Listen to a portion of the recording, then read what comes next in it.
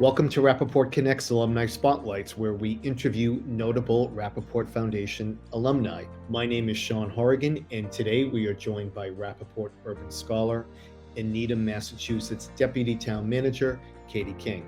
Katie King, thank you for joining us today for Rappaport Connect's Alumni Spotlights. Oh, thanks so much for having me. I'm so glad you could be here. Katie, why don't we get started with you telling us a little bit about the role of a Deputy Town Manager?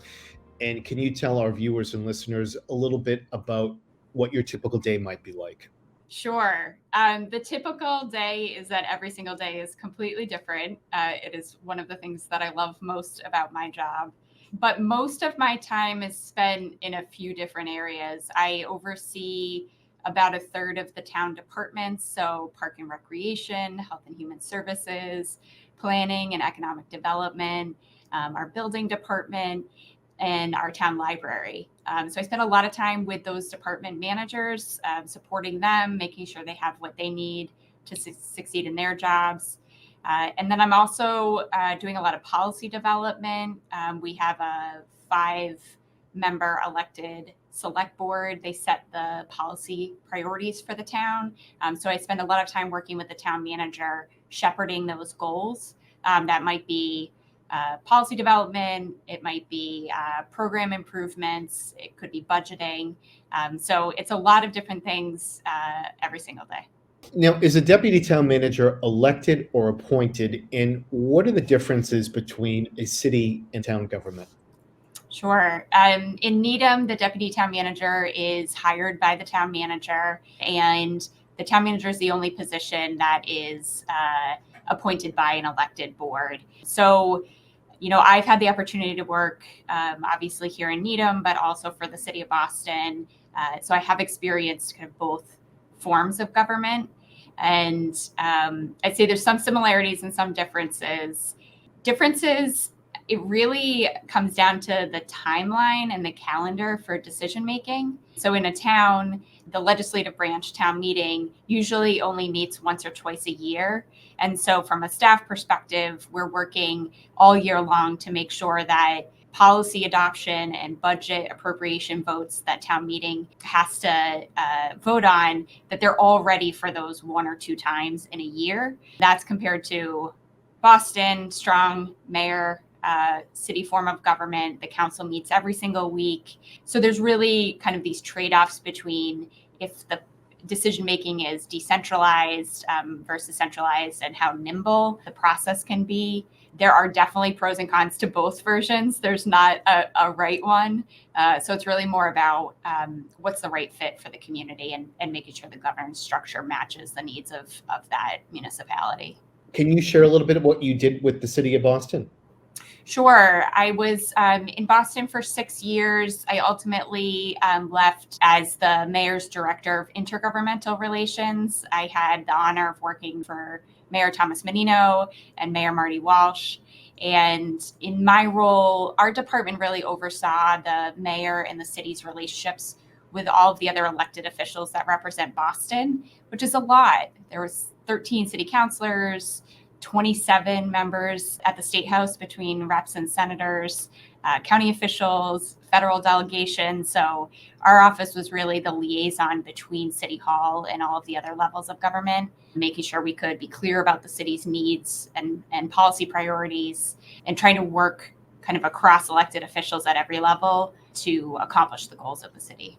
That sounds fascinating. It must have given you a good window into many different roles and many elected officials' roles. Yes, I loved that job. And the 2 things that stayed with me was really understanding the systems that you're working in. So, in that kind of liaison role, you have to understand how the city operates, but you have to understand how the state and the federal government also operate, so that, you understand where people are coming from and the constraints that they're working within.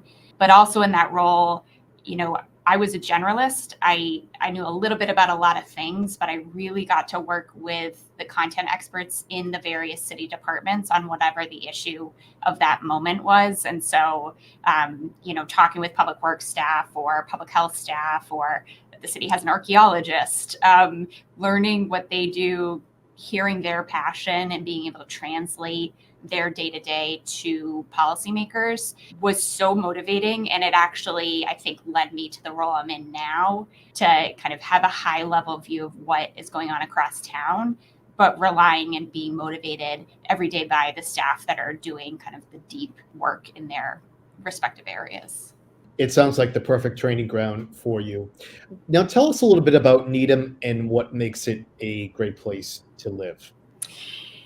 Yes, I'm sure every community says this, but it's definitely the people. I came into Needham not knowing the town before I took this job, and I have just been so impressed with how much engagement there is, not just civic engagement, which there is a lot. We have so many boards and committees, volunteers, residents volunteer their time and a ton of hard work to really move this town forward and tackle some tough issues. And that's all on a volunteer basis. So I think that makes Needham really special.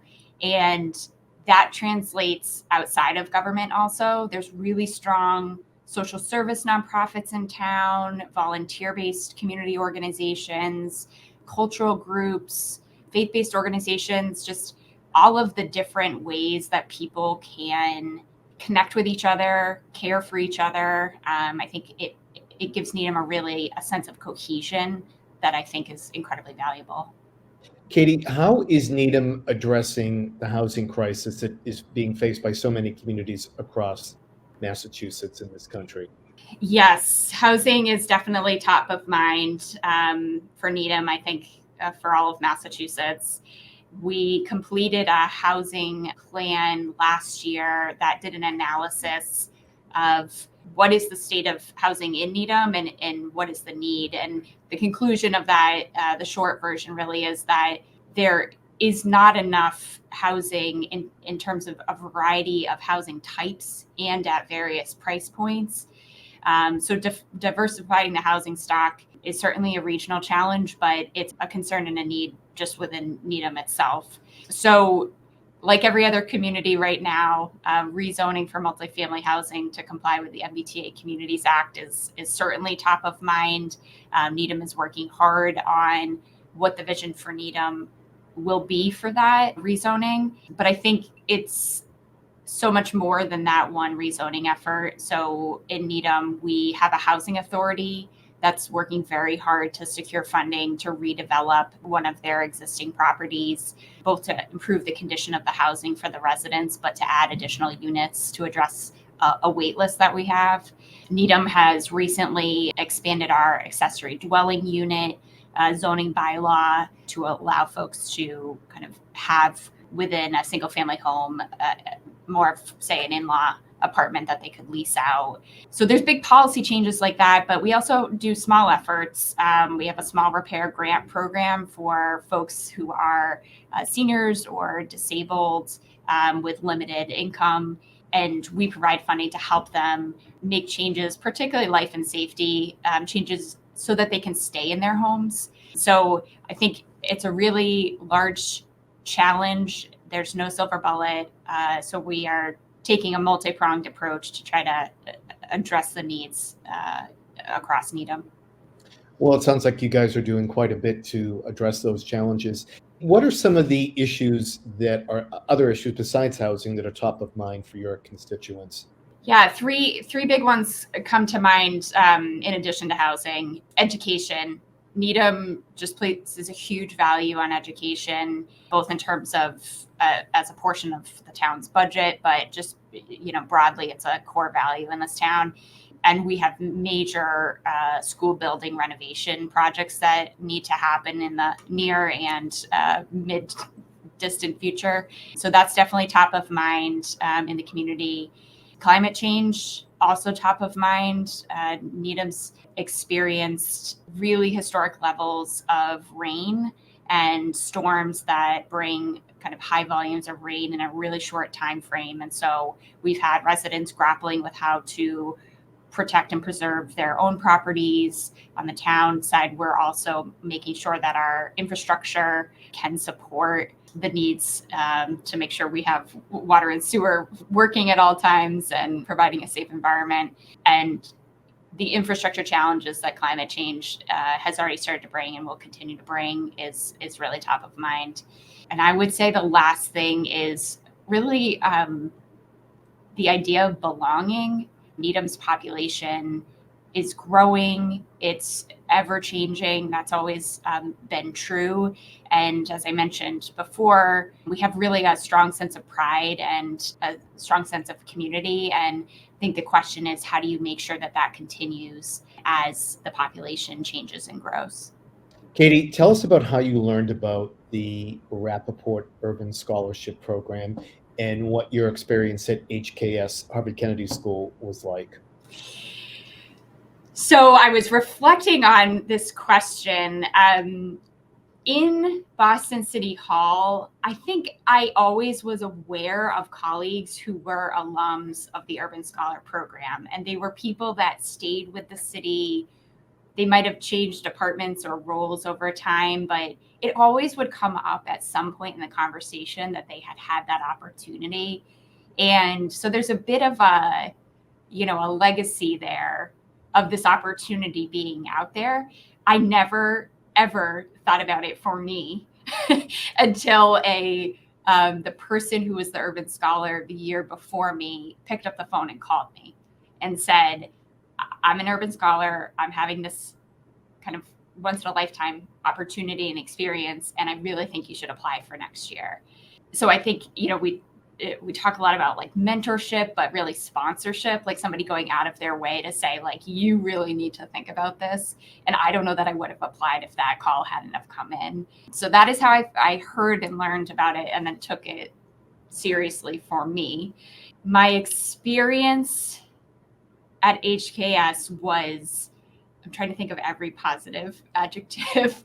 It was a chance to zoom out from the day-to-day kind of tasks and hustle and bustle of City Hall and really take a step back and say, what are the big challenges facing our communities and how can I make an impact? So overall, the experience, I of course strengthened specific leadership skills. I met amazing people from around the world. But for me, I think the biggest takeaway was how reaffirming it was that public service is so important. It is something that I'm passionate about. And I think being an urban scholar made me just be able to recommit that I was doing the right thing and wanted to pass that along. So in the sense that now everywhere I go, I try to recruit people into local government.